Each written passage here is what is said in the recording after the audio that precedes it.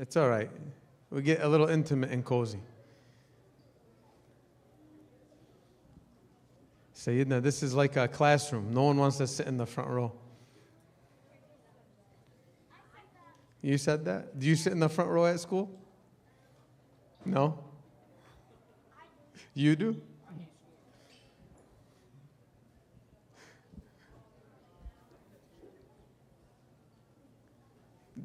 Did you do dua for us after you prayed? Did you? You prayed? Did you say, Allah forgive everybody here? You should say that right now. Remember the Sayyid yesterday said that the dua of innocent children are answered. So pray for your mom and dad and pray for us. And you could pray for Dairy Queen too. It's right down the street. Sayyidina, is that acceptable? A prayer for ice cream?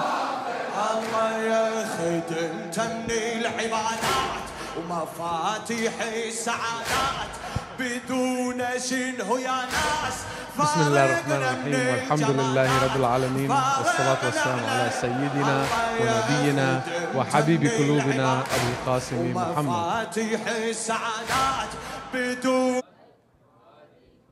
Dear brothers and sisters, Assalamu alaikum wa rahmatullahi wa barakatuh. Thank you for joining us this evening. We'll begin this ninth night of Majlis al-Hujjah program by blessing our gathering and illuminating our hearts with a beautiful recitation of the Holy Quran by our dear brother Sayyid Ahmad al-Musawi. Help me welcome him up with a loud salawat ala Muhammad wa ali Muhammad.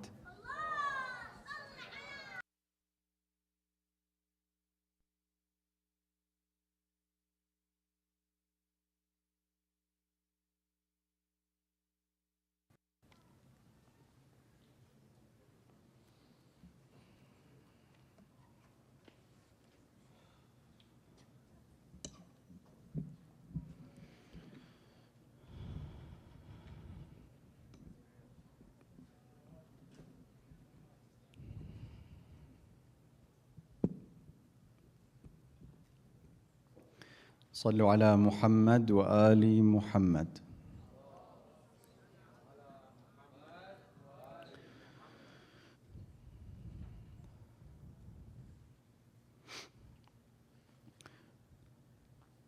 أعوذ بالله من الشيطان الرجيم. بسم الله الرحمن الرحيم.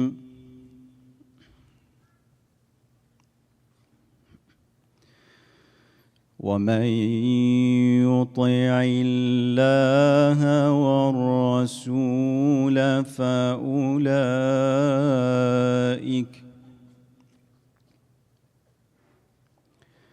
فأولئك مع الذين أنعم الله عليهم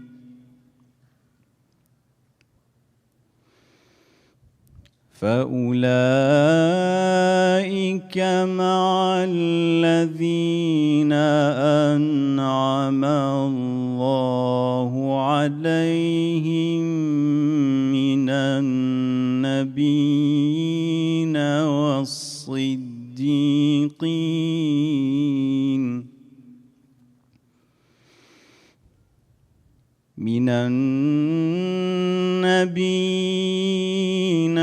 والصديقين والشهداء والصالحين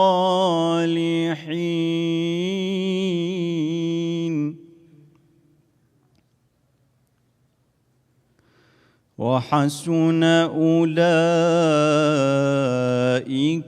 رفيقا. ذلك الفضل من الله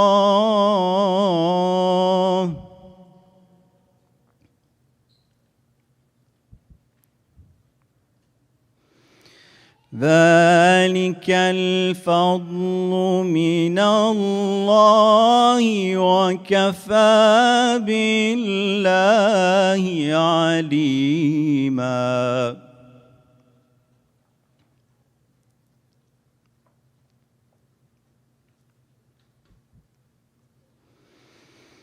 يا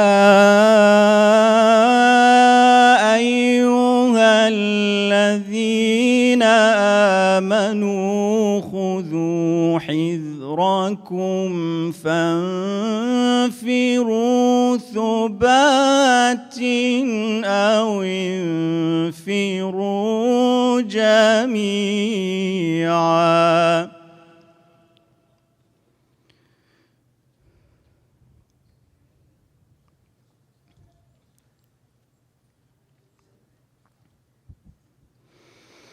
يا أيها الذين آمنوا خذوا حذركم فانفروا ثبات أو انفروا جميعا.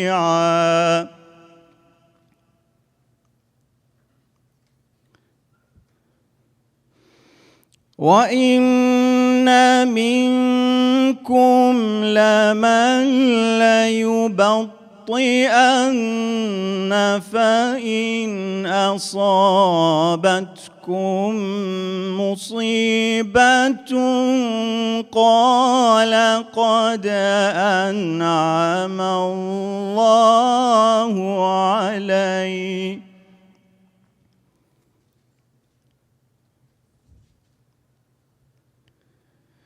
فإن أصابتكم مصيبة قال قد أنعم الله علي إذ لم أكن معهم شهيدا.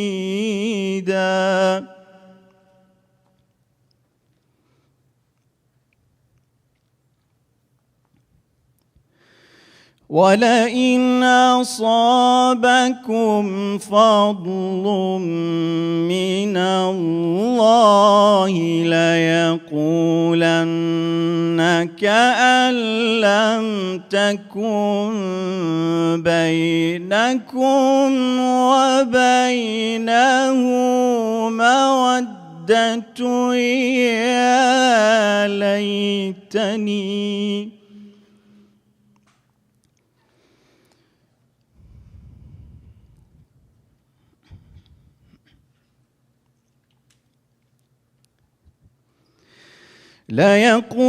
ليقولن كأن لم تكن بينكم وبينه مودة يا ليتني كنت معهم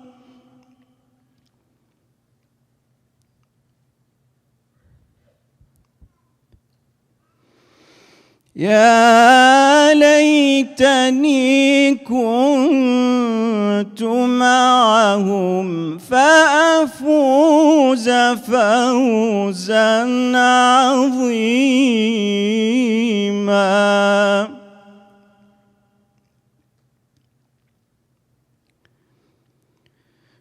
فليقاتل في سبيل الله الذين يشرون الحياة الدنيا بالآخرة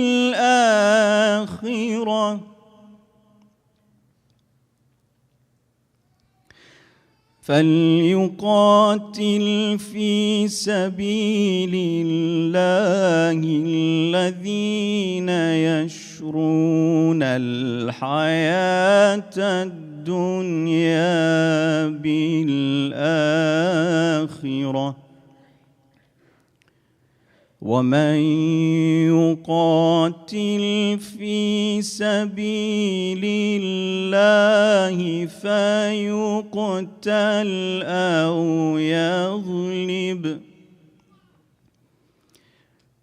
ومن يقاتل في سبيل الله فيقتل أو يغلب فسوف نؤتيه أجرا عظيما. صدق الله العلي العظيم. صلوا على محمد وآل محمد.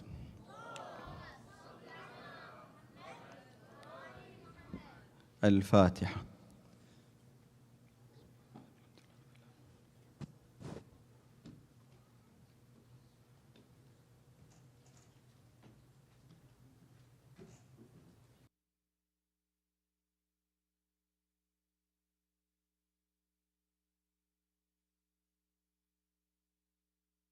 Thank you, Sayyid Ahmed, for that beautiful recitation. Very touching, heartwarming recitation. Let's give him another loud salawat ala Muhammad wa ali Muhammad.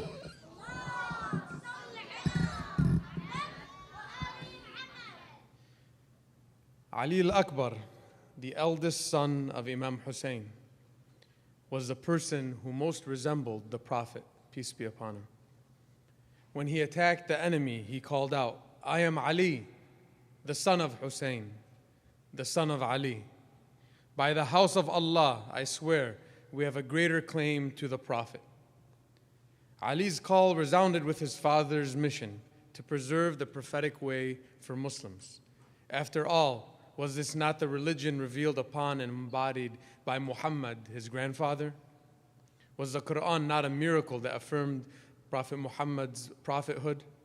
For this, we love Ahlul Bayt, for they embody the prophetic way. Dear brothers and sisters, welcome to our 9th night of Ashura commemoration here at the Majlis al-Hujjah program. On the 10th night of Muharram, we will be reciting the Maqtal, or the saga of Imam Hussein's martyrdom. We encourage you all to attend in person to revive his remembrance and shed your tears for this tragedy. The recitation of the saga will be at Bintaj Bell Cultural Center on Prospect Road in Dearborn on Monday, August 8th at 7 p.m. And for our online viewers, you can watch, it'll be streamed live at muharram.live. Tonight's program was sponsored by an anonymous donor in honor and in memory of a deceased loved one. So on behalf of their loved one and on behalf of all your loved ones who are no longer with us, let's please recite Surah Mubarakat al-Fatiha and gift it to them. Ya Hayya Qayyum, Bismillah ar-Rahman ar-Rahim, Alhamdulillah, ar-Rahman ar-Rahim, Maliki Yawmiddin.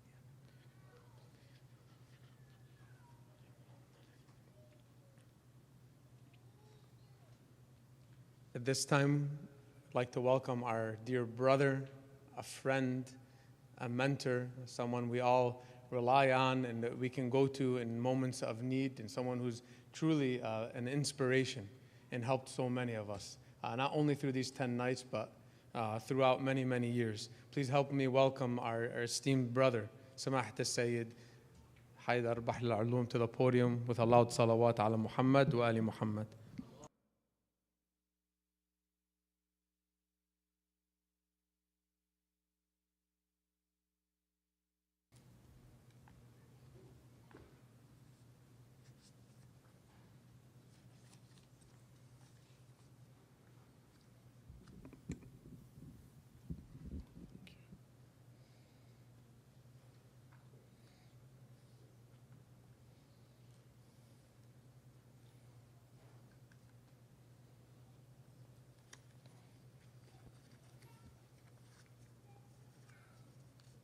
تزكية لقلوبنا وتطهيرا لنفوسنا وتعجيلا لفرج سيدنا ومولانا بقية الله الأعظم الحجة بن الحسن المهدي، أرواحنا وأرواح العالمين لتراب مقدمه الفدا. عطروا مجالسكم بالصلاة على محمد وآل محمد وصلي على بسم الله الرحمن الرحيم لا حول ولا قوة إلا بالله العلي العظيم إنا لله وإنا إليه راجعون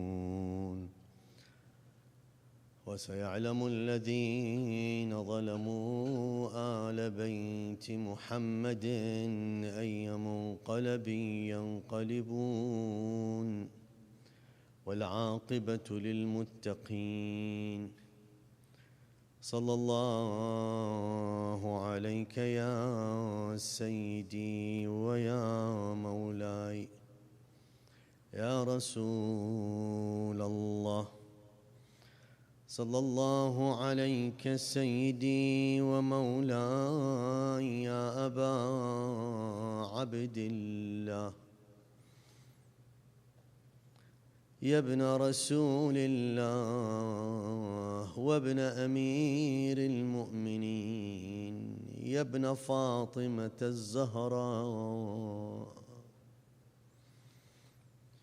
السلام عليك وعلى جدك وأبيك وأمك وأخيك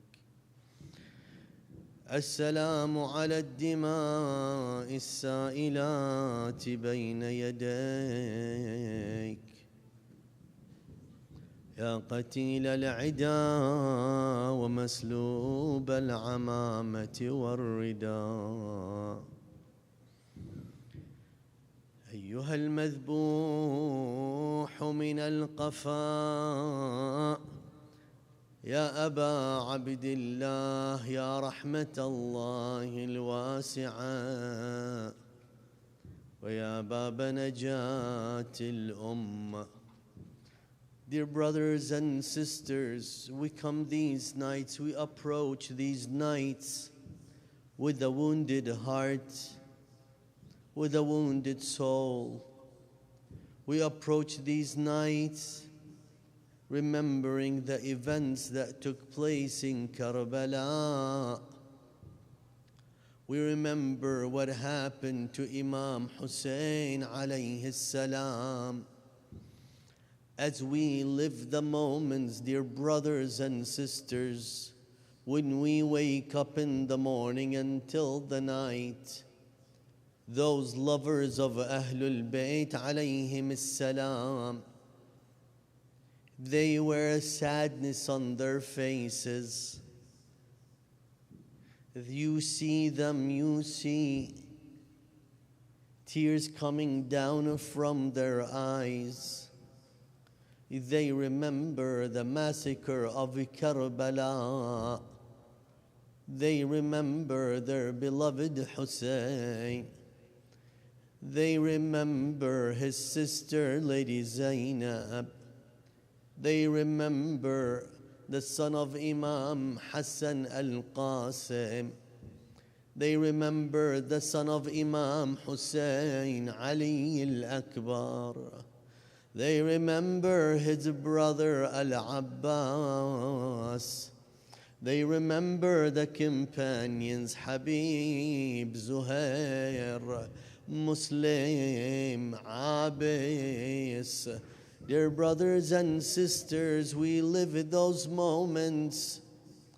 We live those moments. We live them with Ahlul Bayt alayhimus salam.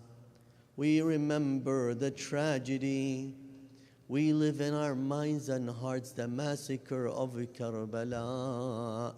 And we say, Ya laytana kunna ma'akum sadadi. We wish we were with you, my masters. فنفوز فوزا عظيما.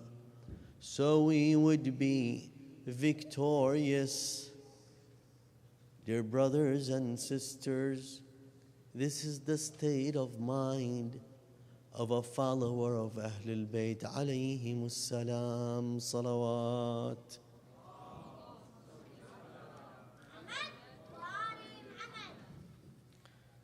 Bismillahir Rahmanir Rahim.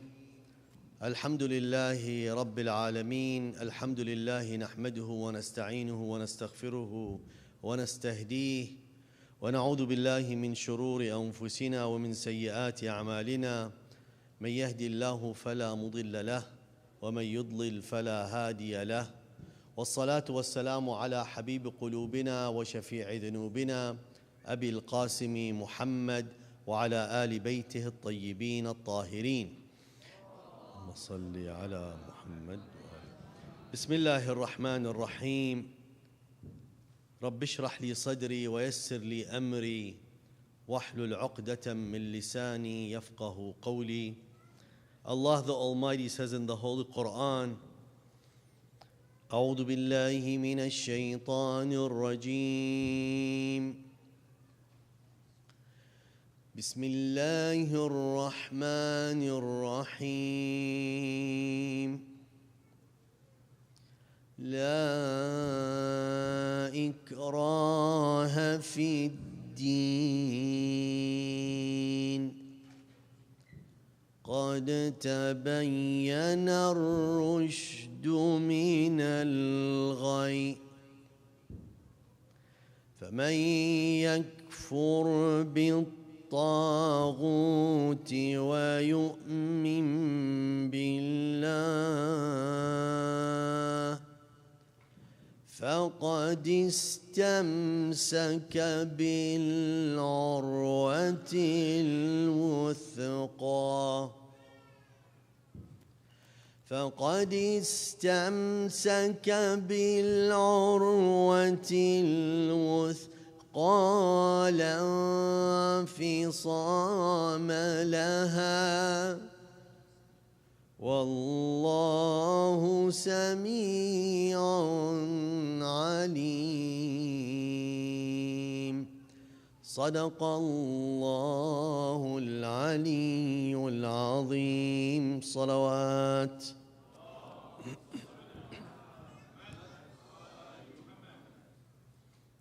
Dear brothers and sisters, Assalamu alaikum jami'an wa rahmatullahi wa barakatuh.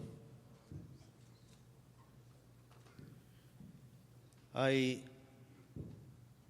welcome you here tonight as we together remember and mourn our beloved Imam Hussein salamullahi ta'ala alayh, and tonight is the night of his son Ali al-Akbar.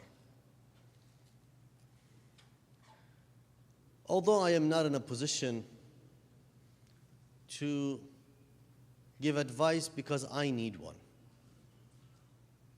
I'm not in a position to guide because I need guidance.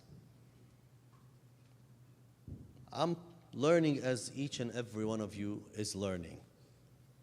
I read, I study, I share with you what I find.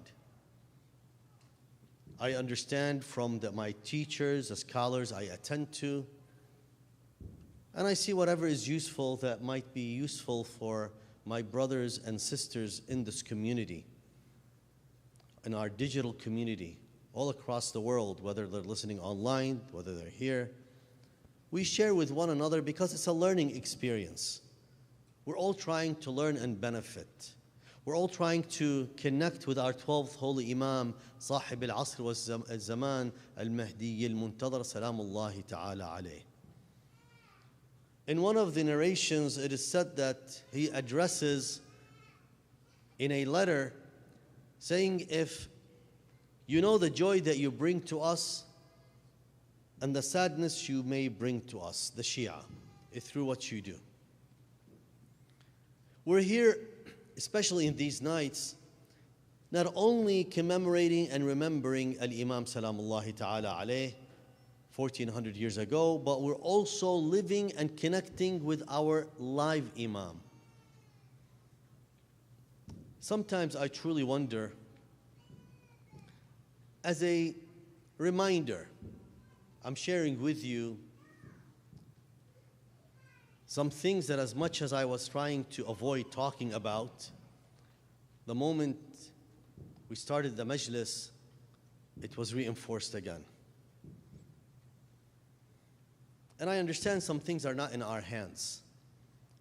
We live in Dearborn. I know a lot of people don't do it on purpose. And I know a lot of people are learning like I am learning. When I share with you what I'm sharing, I'm not criticizing.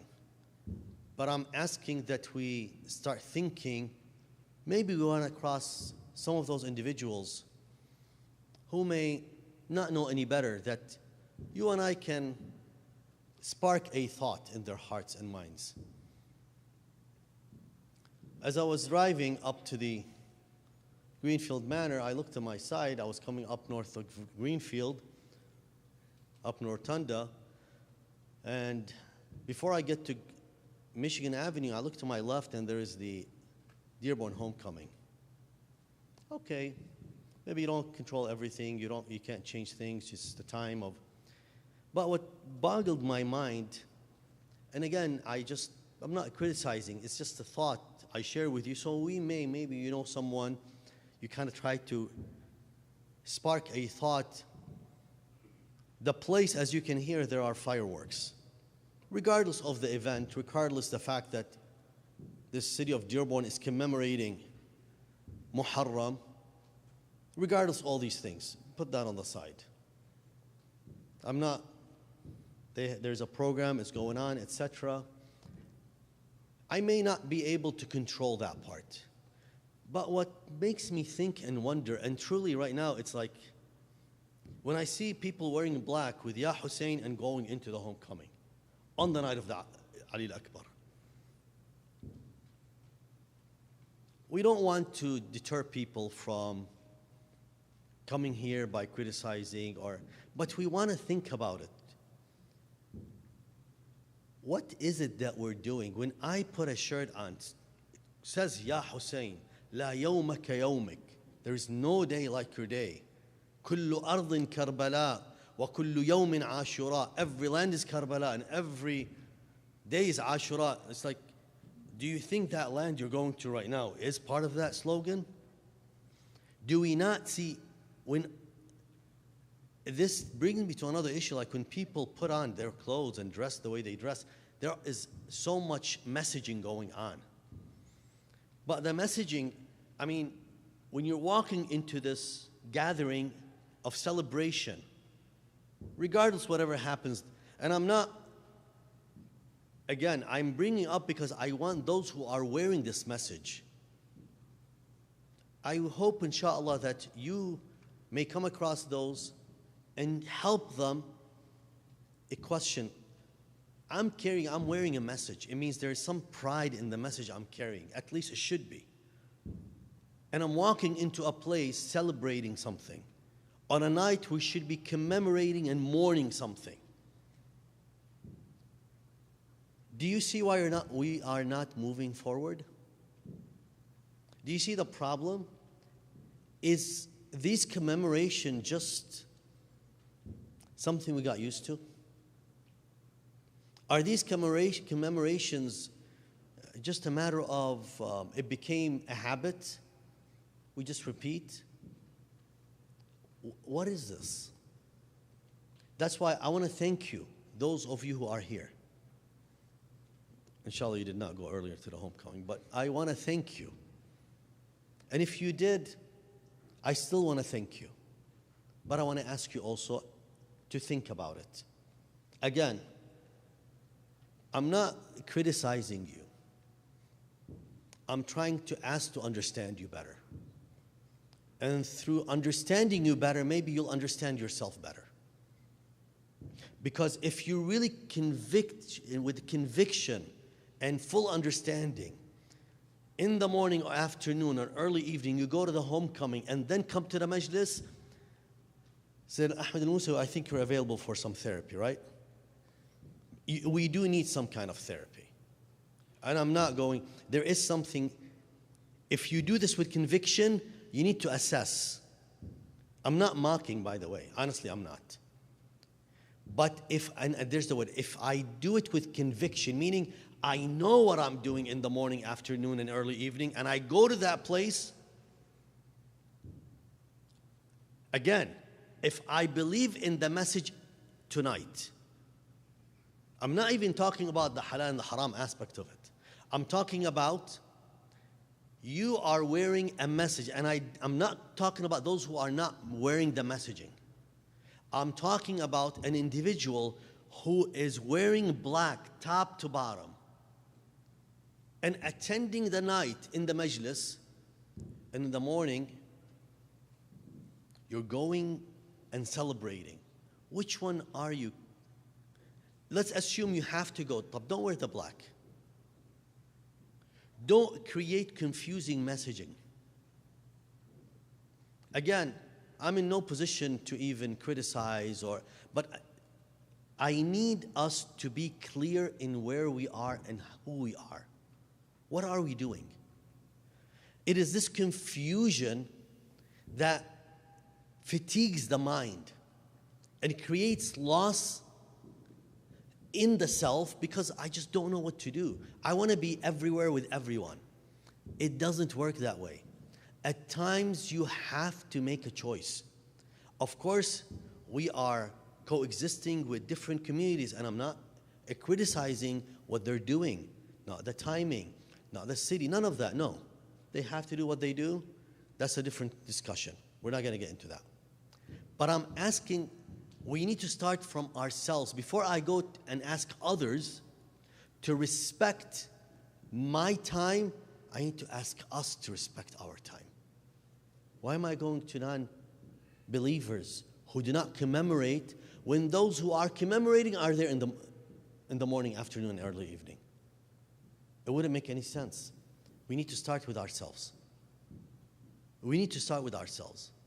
I think that, inshallah, hopefully will be enough to stir some thoughts. Again, I don't want controversy. I don't want criticism. I don't want attacks. None of that stuff. This is not what we're doing here. Imam al-Hussein alayhi salam, in the worst of times, he was talking to his enemies who wanted to kill him. And he was having a dialogue with them, trying to convince them, talk them, open their minds. That's what we do. If you want to be called Ja'fari, يعني the followers of Imam Ja'far al-Sadiq alayhi salam, he said to his followers, talk to people with good manners. It tried to engage their minds. It tried to get them to think. That's the best thing you can do with someone, no matter how extreme. The problem that I see at times that when we see an event and we want to take a position, we become harsh and aggressive. Harshness and aggressiveness just deepen the divide and make people take positions not even knowing why. It's just because you're criticizing me. But what we have to do is, what is required of us to create a dialogue amongst one another to rekindle and ignite the ability to think together. Allah Azza wa Jal, in the verse that I read, La ikraha fi din. There is no compulsion in religion. Some of the scholars say this verse comes after the well-known verse, Allahu la ilaha illa huwal hayyul qayyum, ayatul kursi. Some of the scholars think, and they say that the following two verses, La ikraha fi din, wa Allahu waliyul ladina amanu yukhrijuhum min adh-dhulumati ila an-nur, are part of these three verses, are actually ayatul kursi, not only the first one. But regardless, La ikraha fi din. There is no compulsion in religion. I want you to keep that in mind as we start recapping what we talked about yesterday. Yesterday we were talking about this beautiful supplication, Dua al-Ahad. Dua al-Ahad itself is a learning session we start with every single day in the morning, and trying to reignite and re-engage ourselves with our commitment to the covenant, with a covenant and a dedication of ourselves to the Imam Salamullahi Ta'ala alayh, Sahib al-Asr wa Zaman alayhi salam. It's a dialogue and a talk we have with Allah Azza wa Jal in regards to my relationship with Sahib al-Asr wa Zaman alayhi salam. I talk to Allah Azza wa Jal. Allahumma in hala bayni wa baynahu al-maut. Allahumma adhhir bihi. Allahumma. So I'm talking to Allah. Allahumma inni ujaddidu lahu fi sabihati yawmi hadha. وما عشت من أيامي عهدا وعقدا وبيعة له في عنقي لا أحول عنها ولا أزول أبدا. I am talking to Allah, not to the Imam, to Allah about my relationship with the Imam Salamullahi Ta'ala alayh. It's very powerful. And the core of this talk is a description. If we look at the end part, وَجْعَلْهُ اللَّهُمَّ مَفْزَعًا لِمَظْلُومِ عِبَادِكَ, and make him a refuge for your oppressed servants. وَنَاصِرًا لِمَنْ لَا يَجِدُ نَاصِرًا غَيْرَهُ, and helper for those who have no helper besides you. وَمُجَدِّدًا لِمَا عُطِّلَ مِنْ أَحْكَامِ كِتَابِكَ. And it goes on all the way until the end about what we are expecting. It boils down, dear brothers and sisters, to one concept, one core concept. And that core concept is establishing يَمْلَأُ الْأَرْضَ قِسْطًا وَعَدْلًا بَعْدَمَا مُلِئَتْ ظُلْمًا وَجَوْرًا. To establish and fill earth with fairness and justice. So, if you recite a dua, especially that part, sometimes you look at Allahumma in hala bayni wa baynahu al-mawt alladhi ja'altahu ala ibadika hatman maqdiya. Should death intervene between me and him, فَأَخْرِجْنِي مِنْ قَبْرِي مُؤْتَزِرًا كَفَنِي شَاهِرًا سَيْفِي مجردا قناتي ملبيا دعوة الداعي في الحاضر والبادي. Bring me, resurrect me back from my grave, covered with my shroud, unsheathing my sword, drawing my spear, responding to the call. It may give this impression like we're going on to a war, versus understanding it's a state of readiness. Because if you read this verse, see the hadith says, يَمْلَأُ الْأَرْضَ قِسْطًا وَعَدْلًا. The Imam will fill earth with justice and fairness. Wonderful. This filling in justice and fairness, how does it happen when Allah Azza wa Jal said in the Holy Quran, لَا إِكْرَاهَ فِي الدِّينِ? Is the Imam going to force religion on people? This fairness and justice, does it come through imposing it on people? Then how do you understand the verse, there is no compulsion in religion? We need to realize this justice that will be given by the Imam, will be shown by the Imam, that it is said at the time of the appearance of the Imam Salamullahi Ta'ala alayh, when he is ruling this earth, ruling this universe, that people, number one, can walk in the middle of the night in the darkness of states, if from one area to another, without worrying or without feeling unsafe. Safety and security, which is essential for any community to be established in any state and in any society, will be so well established, dear brothers and sisters, that movement of people will be so done at ease. Why? Because how the people feel, the type of justice and fairness given to each and everyone, that will happen. It is said the person, the wealthy people, will be going around with their money trying to find a needy, poor person, and they will not be able. They will not know where to pay their zakat to, because people will be doing well and there will be no need. With this mindset, establishing that justice on earth cannot be imposed on people.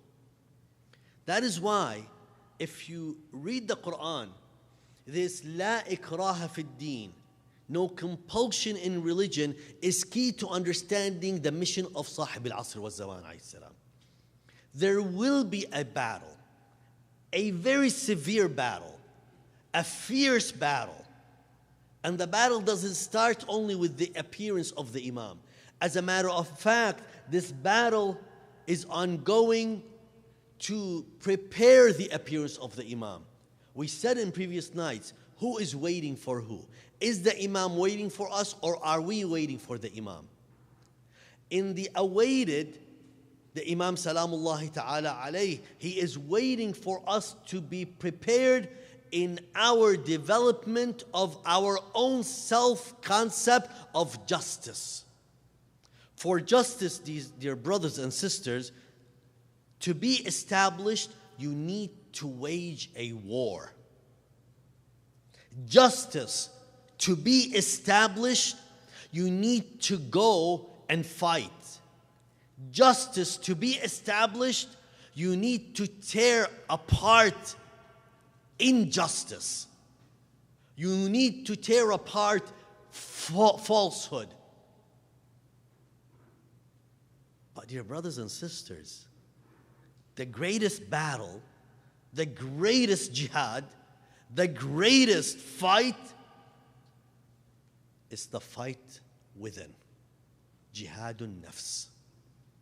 It is that jihad, it is that battle, it is that war that has to be won by us who want to follow the Imam alayhi salam. That is why la ikraha fi din. There is no compulsion. I can force you to do things. Parents can force their children to pray, but they can in their own time think otherwise. Be different places. The parents can do things, but forcing is not. There are two types of raising children.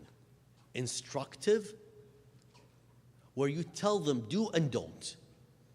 And there's a second type where you actually establish a base of communication to explain so they can understand, so they can commit to ideas. If we take the time and talk to our children at a young age and have that dialogue and build a mindset and build an intellect, allowing them to understand and broaden their horizon, dear brothers and sisters, you will have young men and women who are willing to understand. They will not fall prey to confusion. When they see, you will not see them in two different extremes. Now, to tear falsehood apart and establish truth, through this battle of the self, with the self, we as a community and a society can establish this justice. Let's delve a little bit deeper into this. When we look at the self and the nature of the human self, when we are born, there are two different ways of thinking of the self. Some look at the self that is predisposed to ideas when it's born, and this whole idea that we talked about earlier, determinism, that your fate in life is already predetermined. You really don't have a choice. You're programmed, you're gonna live and die, and all you have to do, all you can do is experience. But many of the, not only the Western philosophers, but our own philosophers, the Muslim philosophers, they say no. Mankind and human beings are born with like an empty white page. It's through experience, and as they are experiencing life, and whatever they're exposed to, they get to choose. And whatever they choose will shape how they feel, their thoughts will shape how they feel, and it will shape how they behave. The thoughts shape the feelings produce behavior. And if we look at what Amir al-Mu'mineen, the commander of the faithful, Ali ibn Abi Talib alayhi salam, he says 1400 years ago, إنما قلب الحدث كالأرض الخالية. The young person is like empty land. His heart, her heart are like empty lands. ما ألقي فيها من شيء قبلت. Whatever you put in it, throw in it, it will accept. And then he talks to his son Al-Hasan alayhi salam. فَبَادَرْتُكَ بِالْأَدَبِ. So I rushed into teaching you and taking care of your morals and manners قَبْلَ أَن يَقْسُوَ قَلْبُكَ وَيَشْتَغِلَ لُبُّكَ. Before your heart becomes distracted and your mind becomes distracted. This young man and woman, when they come to life, Al-Imam alayhi salam described to us the state of readiness to accept things. Allah Azza wa Jal created us with tools, our ability to think, and created with it this logic in thinking. He gave us that innate, that feeling when we see certain things, no matter west or east, south or north, we agree, we have these feelings. We collectively think the same on certain issues. That's the innate, that's the code we talked about that Allah embedded in each and every one of us. And therefore, Al-Imam Al-Sadiq alayhi salam, he says, if it wasn't for this, because some say, why didn't God just create us the way He wants and just let us be? This engagement of the parents with raising their children. ثم كان الأولاد لا يألفون آباءهم ولا يألف الآباء أبناءهم. Because if it wasn't for that relationship and dependency of the young children on their parents, that they needed them. لأن الأولاد كانوا يستغنون عن تربية الآباء. If it wasn't for that, if they were self-dependent, then the relationship between the parents and the children would be useless. They would disengage. لو خرج المولود من بطن أمه وهو يعقل أن يرى منها ما لا يحل له ولا يحسن به أن يراه. If it wasn't when a child is born and he does not need the parents, dear brothers and sisters, there is a disengagement. That is why Allah made that need in us when we're created, that for us to be raised, for us to be formed, we need someone to show us. And that's why He made it an obligation on the parents raising the children, giving them time. And there is a reward for everything we put on our children. And He made an obligation on the children to listen to their parents. And this cycle of giving and taking, it creates such a bond between both of them that it goes on and on through life. Dear brothers and sisters, our own scholars, they emphasized on this point. Long before John Locke and others came to talk about the sociology and the psychology of the human self and society, the need for this engagement between different types and different levels of society. When we look at the text, especially for such Al-Ghazali and Ibn Muskawayh and Al-Mullah Naraqi and other ethicists, when it comes to understanding the human self, they tell you the person, each one of us, has different faculties they are fighting to control within him or her. The power of rationale, the predatory power, and the power of desire. These three. القوة العاقلة, القوة الغضبية, والقوة الشهوية. The desire, the anger, and the intellect. Let me give you an example. This power and faculty of anger. If someone goes to the one extreme and always angry,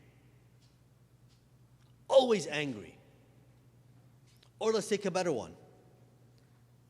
If someone rushes very quickly when he or she sees anything, they're sparked, they're on fire, and they react very quickly, and they get angry, and they want to do something very quickly, reacting to it. What happens? We call them, they become reckless. Why? They did not think about it. They did not contemplate. They reacted very quickly, and they're on fire all the time. On the other extreme, we have people, I don't want to get involved. I don't want to react. I want to just hold on. They become, to the other left extreme, they become cowardly. Between being a coward and being reckless. These are what we call two vices. A vice is something that we should not attain. We should stay away from. What's the middle grounds between being reckless and being cowardly? We call that virtue, we call it being courageous. What's being courageous? Being courageous is being able to maintain and control this power of anger based on wisdom. I am courageous. I will respond. I will take an action when needed, when the time and place are right.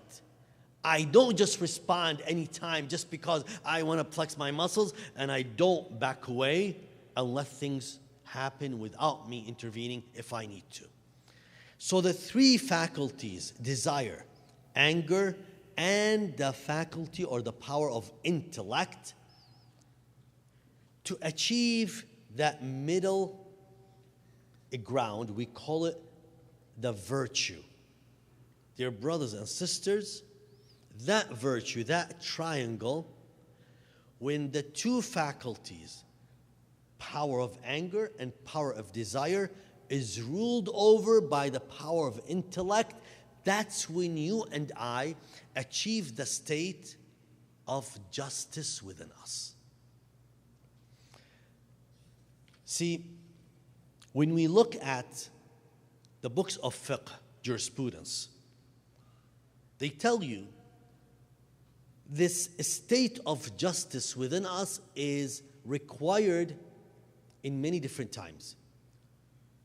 The person you follow as a marja, the jurist, one of the qualifications of this jurist is to be in a state of adala. You need to look, can you follow anyone? You can, if someone is absolutely one of the most knowledgeable people on earth in jurisprudential law, he is just amazing, man. He is such a brain, but we know that, God forbid, for example, he does haram. Can we follow him? Even if he is the most knowledgeable person on earth, we cannot follow him. Why?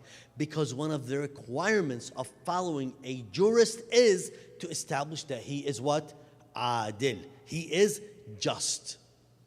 The justice that we're looking at is defined in Kutub al-Fiqh, الاستقامة في جادة الشريعة المقدسة. To have that straight commitment to the straight path according to the legislation, according to the religion, which means it is usually a result of a fear that has taken over your heart from the self to make sure that you stay away from the haram and that you do not sin and you adhere to the wajib and you confine yourself within the permissible acts, no matter these sins are small or large. In other ways, you describe whoever man kana mukhalifan lihawah muti'an li amri mawlah.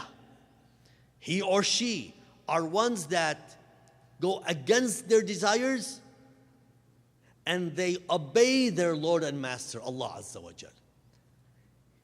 You need to ask yourself, have you established such a state of adala within you?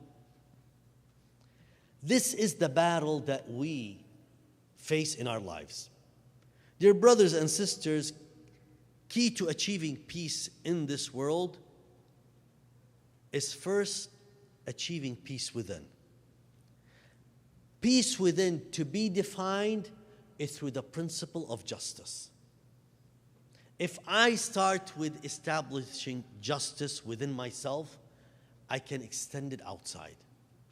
But if I don't know what justice is, and justice isn't obedience, obedience of Allah's rules, obedience of Allah's religion, obedience, because when it comes to obedience, it teaches you and I how to move the I away from me and to submit my willpower to Allah Azza wa Jal. How does He want me to dress? How does He want me to talk? How does He want me to walk? How does He want me to look at others? The Quran Kareem, from beginning to end, what does it have? Instructions. If I take these set of instructions, dear brothers and sisters, and truly immerse myself in them, they cover every aspect of my life. If from the way I present myself, how I project myself, how I carry myself, how I establish myself, my communication with others. Some of us ask and say, you know, say there's so many different, God asks us to do so many different things, it's hard. I have to today look at yourselves. I'm going to throw a few ideas and thoughts. I'm not criticizing. I'm sparking thoughts. I'm sparking ideas. Whoever is on social media, ask yourself, why am I on social media? And you know what is the biggest problem that we fail and we fall into with these kind of questions? Subconsciously, the first thing I tell myself, okay, it's not me, it's someone else. What I want you to ask today, right now, I want to challenge you, each and every one of you, that if you ask yourself and the answer after you analyze it is not your liking, I challenge you to take a measurement to correct that action. A corrective measure, which means what? If I look, why should I put myself on social media? What's the reason? Because keep in mind, whether male or female, I'm projecting an image. There are rules and regulations for the male and the female, how they project themselves to the public. I'm going to be very honest with you. Some of you hate to hear this. You know why? Because it means you will have to stop doing things that you so much love doing. Brothers and sisters, when it comes to projecting your image, understand this philosophy in social media. It is built on the human need of attention. I'll advise all of you, I'll suggest, you want to understand in depth social media, there's a beautiful book called The Hype Machine. Read deeper on the philosophy that is building the social media and why it's built this way. And you'll understand that it is about driving the I to a higher level. For me, it's about me getting satisfied by others clicking the like button. Imagine you have a social media with 50 followers. Do you have interest in it? Yeah, it's not important for me. Imagine you post something and suddenly you have 100 likes, 500 likes, 1,000 likes. What happens to you? Oh, okay, I'm getting attention. The second thing, let me try once more. And I put it on. And now my attention is driven by what? The likes and the followers. He has X amount of followers. Why can't I have it? Now it's about the attention. Now to get the attention, I need to be creative. Why do people want attention? Because they want the influence. Well, he or she has influence. I don't have influence. Now I need to be influential, I need to get more followers. Which means what? I need to cater to their needs. The problem is, most people, what is it they need? Do you think, between you and yourself, answer this. If you're on the Sirat al-Mustaqim, if you are following everything to the T, do you think a lot of people will be entertained by you? I'm not saying it's impossible. I'm saying it's a challenge. To not do anything wrong. Brothers, doing anything, especially when it comes to images and pictures, you need to think a million times what is right, what is wrong, what's halal, what's haram. Some of the images that we put on social media is haram. It's not permissible. Respectful sisters, you're all my sisters. I care for all of you. Think a million times before you post your pictures online. Honestly, it's not worth it. It's not worth it. Why put yourself out there at a level? Why? Maybe it's worth it. Find the right way to do it. But the right way, this way, the right way to go on social media, it's not easy. You can do it great, just do it right. It's challenging. And I want you to be challenged. Why? Because it's all about, if we are with the Imam Salamullahi Ta'ala alayh, to establish that justice, we start with ourselves. The Imam alayhi salam is not about numbers, by the way. Al-Imam al-Hujjah alayhi salam is not about how many followers. It's about the quality of people that follow him. By the way, establishing justice within myself, it's a challenge. It's not easy. I fail many times. I don't give up. But you know what? I will not claim that I establish justice without knowledge. Do you want to establish justice in your life? Do you want to establish justice in every aspect of your life? Forget social media. Dear brothers and sisters, it's impossible to establish justice without knowledge. The foundation of knowing justice is understanding and learning. So you ask yourself, how much time are you putting into the process of learning, into your own process of learning? If it's only here and there, 10 hours in Muharram, how many lectures do you attend? 10? Okay, 20. Let's say you go to, let's say 30. And 52 weeks in the year, that's each week you go to one lecture. Let's say you go to Dua Kumail also, that's 2. 2 times 52, that's 104. Plus, you go to 3 lectures in Muharram, that's 134. Let's say for the Ma'sumin in their birth, you go to lectures, that's 14. 134 plus 14, that's 148. Let's say in their martyrdom, you go to another 14. 148 plus 14, 162. I hope my math was right. 162. 162 hours in the year to do what? To learn. Is this really enough? And sometimes the speaker is like me. Sometimes, no, it's good, excellent, like Hajj Jalal, for example. Okay, go there. But it's not always consistent. This is not knowledge. Knowledge is when you take a formal science and you build on it step after step. When you take a book and you know this book, I need to study it.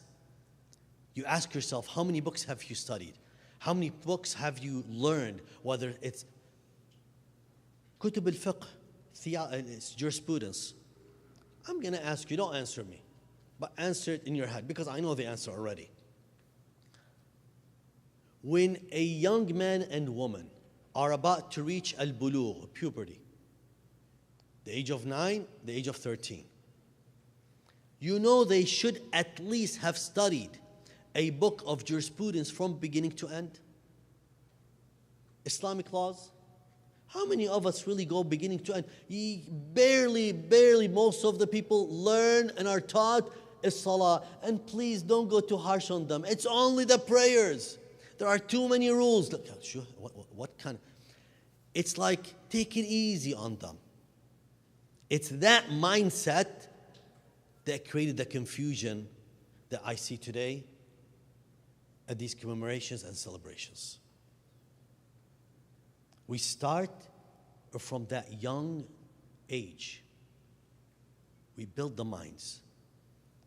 When we build the minds, we can change the world. Without ideas, you don't carry value. And without value, you're meaningless. Ideas define you. Ideas shape you. Ideas become meaningful. And the best idea are the ones that are provided and shaped by our 12th Holy Imam. Dear brothers and sisters, it is these ideas that brought Ali al-Akbar salamullahi ta'ala alayh to his father on the 10th day of Muharram in the land of Karbala.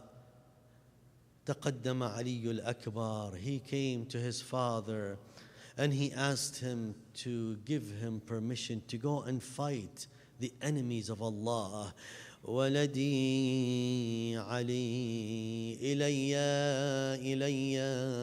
إلي حتى تودعني وأودعك وأشمك وتشمني. Come to me, O Ali, my son, so I can give you the farewell. You can give me the farewell. They say as Ali al-Akbar alayhi salam was about to go to the battlefield, he got on his horse. They say everyone loved Ali al-Akbar. He would remind them of his grandfather, Prophet Muhammad. They say when Ali al-Akbar alayhi salam was about to go into the battlefield, think of Imam Hussein. Dear brothers and sisters, it is not hard for the heart of the father to let go of his son. When people looked at him, he reminded them of Prophet Muhammad.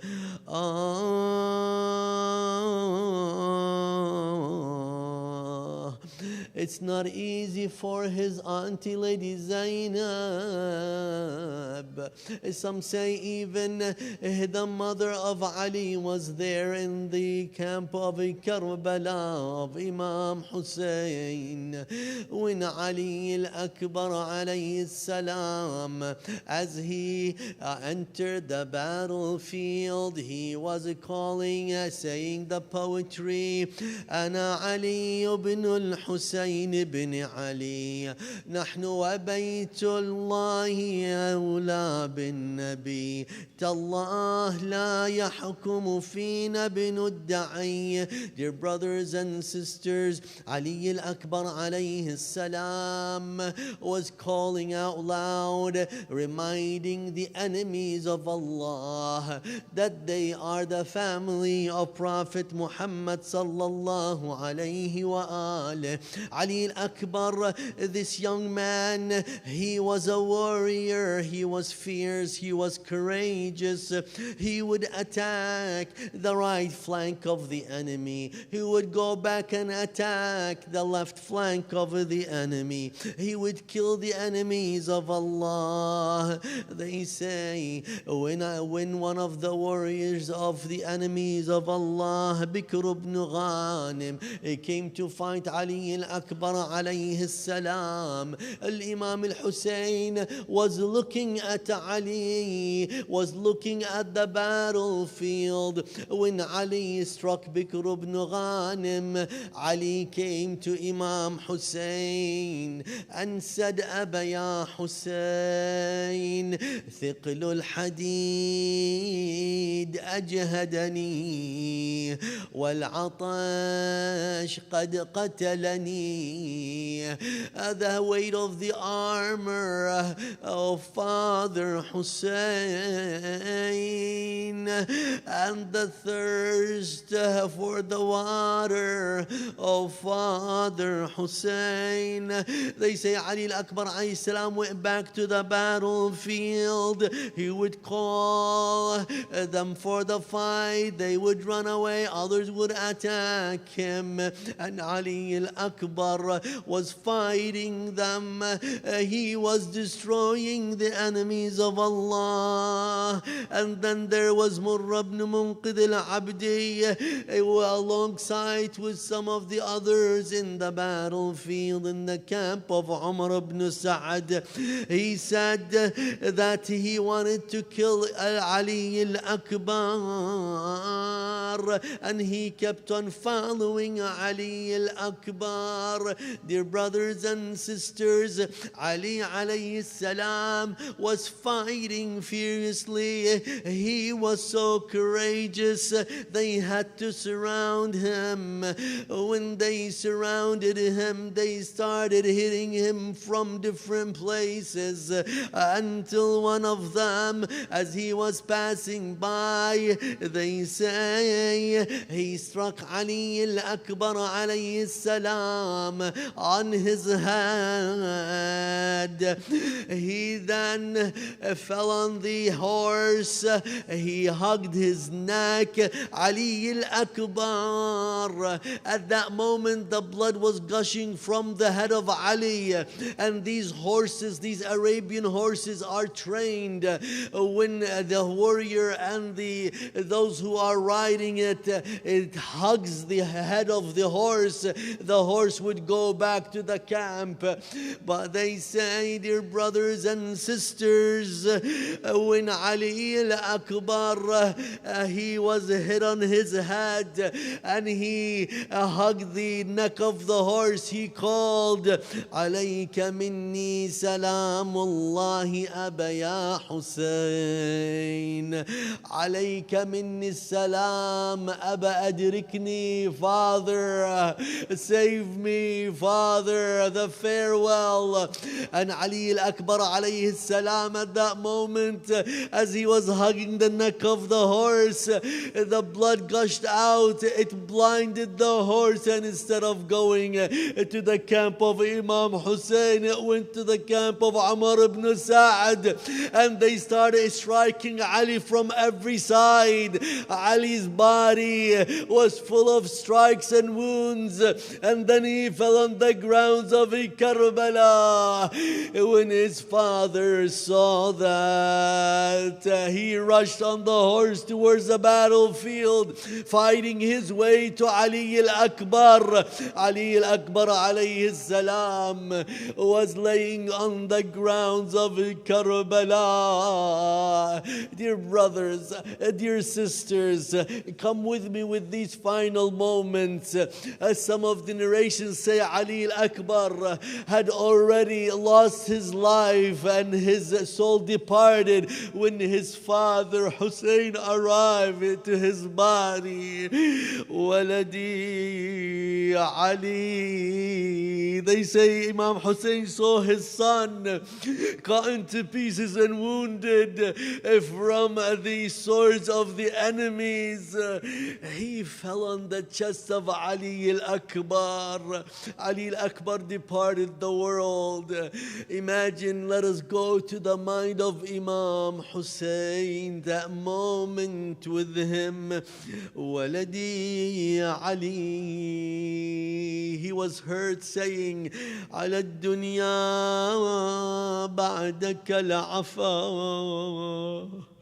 أما أنت فقد استرحت من هم الدنيا." What is the worth of this life after you? Imagine, dear brothers and sisters, a father who lost his son, holding him, hugging him. What is the world worth to him after that? عالترايب شاف الحسين وتحير. عالترايب سابح بدمه وتعفر عالترايب عالوجه طايح الأكبر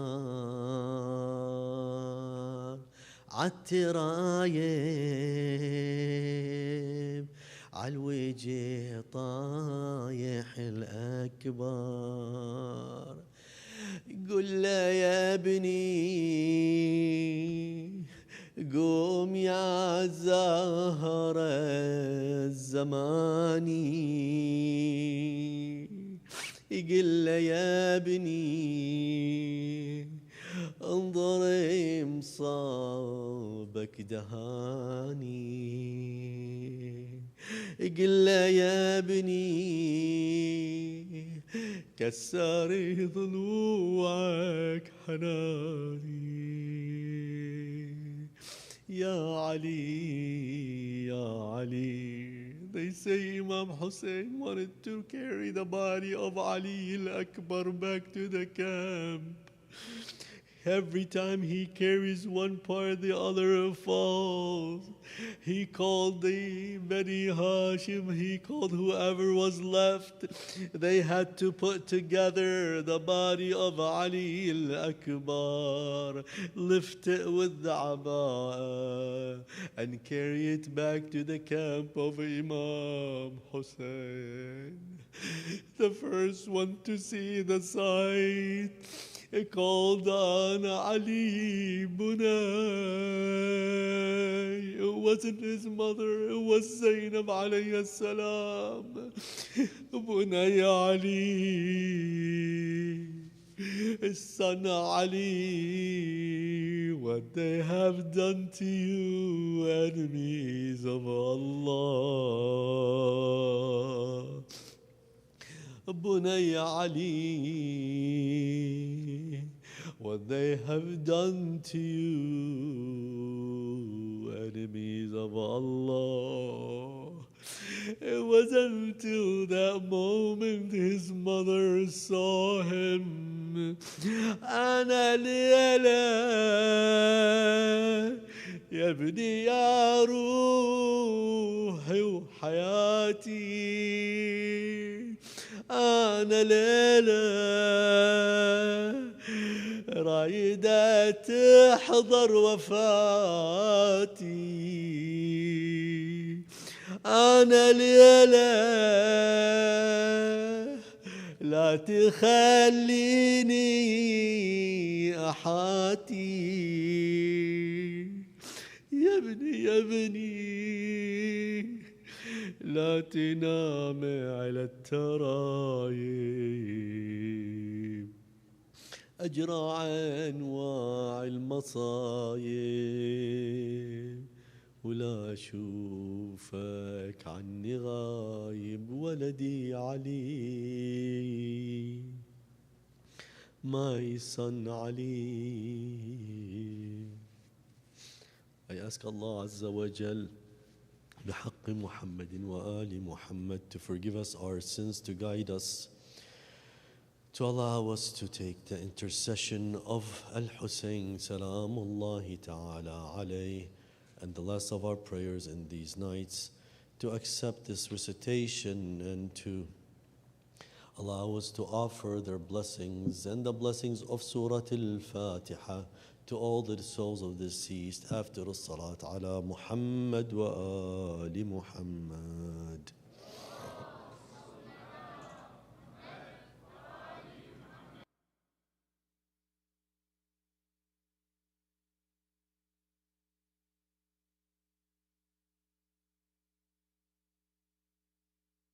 محمد وآل محمد.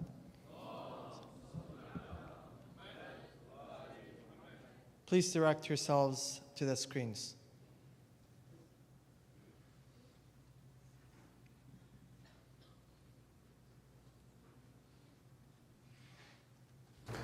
السلام عليك يا أبا عبد الله يا ابن رسول الله يا ثار الله.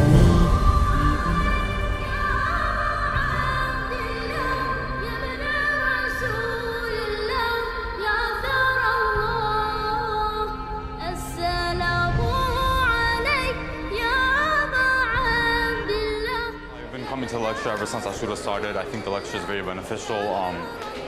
It's really engaging and really effective. I love the programming here. I've gone to other Muharram programs, but this is the one that holds my heart, closest to my heart. The mainstay lecturers or speakers, they really move the heart.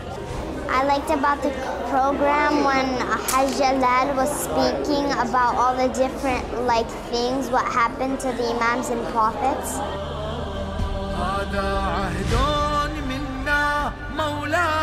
فاقبلنا أنصارا للمهدي حجة الله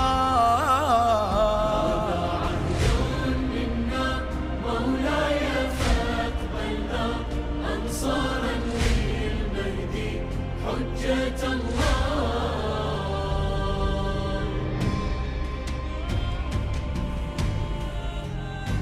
سيروا للأبد في منهج الدين كونوا بالعهد شيعة موالين هذا عهد الإسلام تعلو في الأحكام من أجل الصلاة نذبح لحسين عاهدنا الحسين ونبقى خدام نحضر موكبه ونعزي كل عام وسط مات من نوح تاني مسجد نروح من أجل الحسين صونوا واحفظوا هاي الشعاير ضحوا الروح فدوى للمنابر هذه العين والروح فدوى إلى المذبوح تبقى كربلاء وكل يوم عاشر يحييها الأمر مهما جرى وصار نبقى للأبد لحسين أنصار. My dear brothers and sisters, on behalf of the entire Mainstay Foundation team, our volunteers, and for this particular project, the Muharram project, there's over 100 volunteers that have been participating, and on behalf of all of you, I would like to extend our gratitude and appreciation to our living 12th Holy Imam, Al-Imam Al-Hujjah alayhi salam, for giving each and every one of us the opportunity in these nights to join him in reviving the remembrance of Abi Abdullah al-Husayn alayhi salam.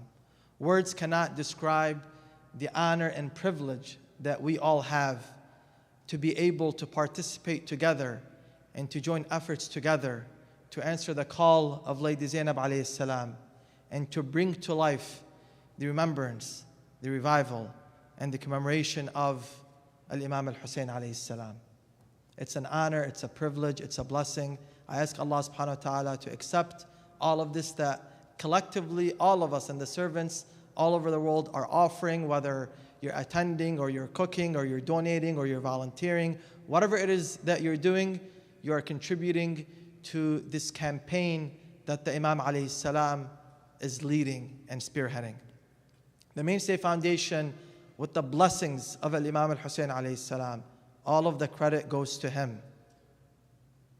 Every single year, our Muharram campaign has expanded. This year, there are 6 programs that start at 12 p.m. and end at 12 a.m. every single day, targeting kids as young as 5 years old and our senior adults, our mothers and grandfathers, and everyone in between. And these programs are designed and engineered to tailor to each audience and try to convey the message of Imam Hussain alayhi salam in a way that's appealing and relevant and will resonate.